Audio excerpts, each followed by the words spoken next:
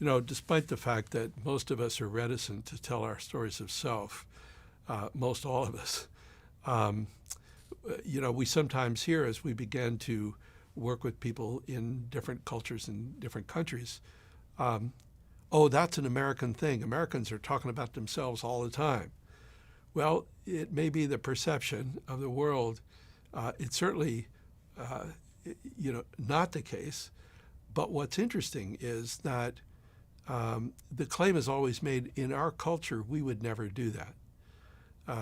The first place we did a lot of work outside the U.S. was in the U.K. with the NHS.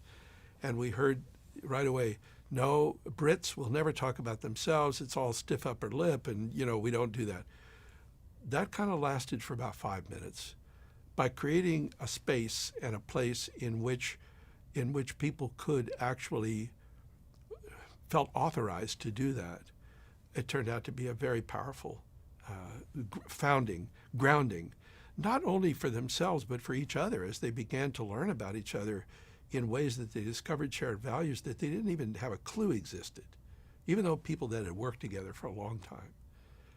The next place was Jordan, and we were told in Amman, we were told, oh no, in the Arab world, people will not talk about themselves. And our first workshop there, there was a guy who was an environmental activist. He was organizing to protect the environment, and he claimed to have no story.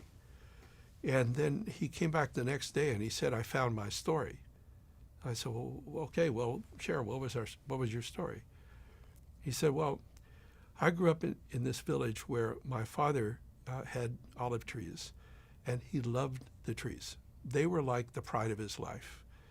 And, in the Quran, in battle, you're supposed to both spare the innocent and the trees.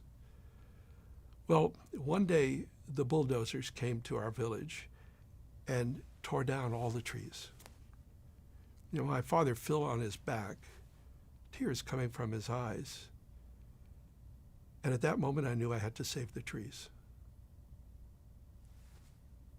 It's a hell of a story. He got a big applause. That was a reality moment that he was able to share that helped all of us understand so much more about who this person was.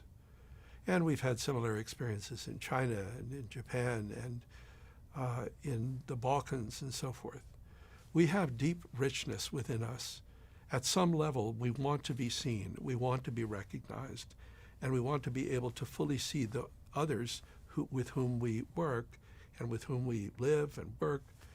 Because if we do that, we'll discover commonalities of experience and values that we suspect aren't there, but in fact are, because we're all human beings.